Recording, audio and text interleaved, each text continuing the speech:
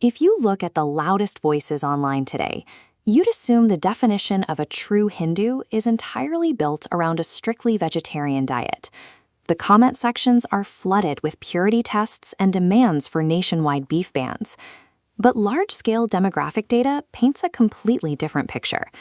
When the Anthropological Survey of India and the Pew Research Center polled communities across the country, they found the online narrative contradicts actual daily life. This chart shows the actual dietary breakdown of Hindus in India today. Instead of a vegetarian supermajority, between 56 and 77% actively consume meat.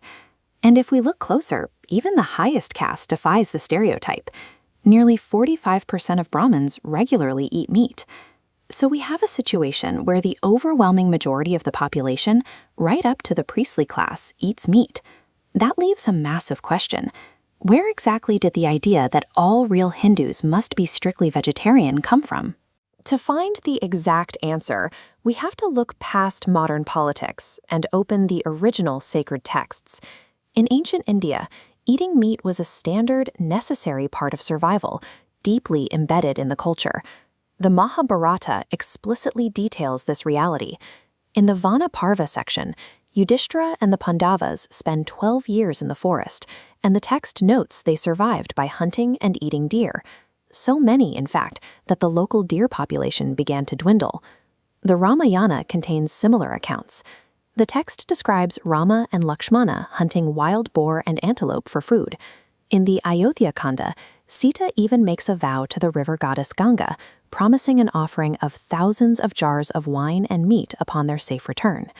The laws governing daily life went a step further. Ancient texts like the Manusmriti literally codified these practices, providing specific Sanskrit mantras and rituals designed to sanctify meat before it was eaten. Even highly revered spiritual leaders in recent history recognize this. Swami Vivekananda openly wrote about the ancient dietary habits of figures like Rama and Krishna, noting that meat consumption and wine were normal for them. The primary scriptures show no universal, absolute ban on meat. The strict dietary purity enforced today is not an ancient, unbroken religious law, but a rule that was invented much later in history. The timeline shifts around the 5th century BC. Two new philosophical movements were rapidly gaining ground across the Indian subcontinent, Jainism and Buddhism. These new faiths centered around the concept of ahimsa. Ahimsa is a principle of strict nonviolence toward all living beings. As these monastic centers expanded their influence, their absolute rejection of animal sacrifice directly challenged the cultural authority of traditional Hinduism. To stop the spread of these rival philosophies and reclaim their moral high ground, Hindu elites adapted. Brahmins and wealthy merchants began to adopt strict vegetarianism themselves, positioning their new diet as a marker of ultimate purity. This was a heavily economic decision. A completely vegetarian diet required reliable, year-round access to agriculture and dairy. It was an expensive lifestyle choice that only the wealthiest classes could securely afford.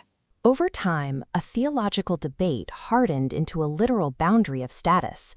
Giving up meat became a way for the ancient elite to elevate themselves above the rest of the population. This historical division was extensively documented by Dr. B.R. Ambedkar. He noted that food restrictions were engineered to create permanent societal dividing lines. According to his research, adopting a vegetarian diet deliberately separated the so-called pure upper castes from the impure lower castes. The harshest social stigmas, including untouchability, were tied heavily to communities that remained reliant on cheap, accessible protein sources like beef. Today, these historical caste dynamics intertwine directly with geography. Where you live in India dictates what you eat far more reliably than any overarching religious rule. If you look at the coastal states, local resources determine the plate. In places like West Bengal, Odisha, and Kerala, the Hindu populations are overwhelmingly non-vegetarian, relying on the massive abundance of local fish. This map shows the stark contrast. The blue regions along the coasts have massive non-vegetarian populations, while the orange, landlocked regions in the north and west, where wheat and dairy are easier to produce, hold the highest percentages of strict vegetarians. The modern Hindu diet is a direct result of geographic availability and historical caste economics. It is not, and has never been, a single monolithic religious decree. Despite this clear historical and geographic reality, dietary purity is actively weaponized in modern Indian politics. In the northern Hindi-speaking states, political leaders incite public outrage over meat. They push for strict beef bans and frame dietary choices as a direct threat to the religion itself.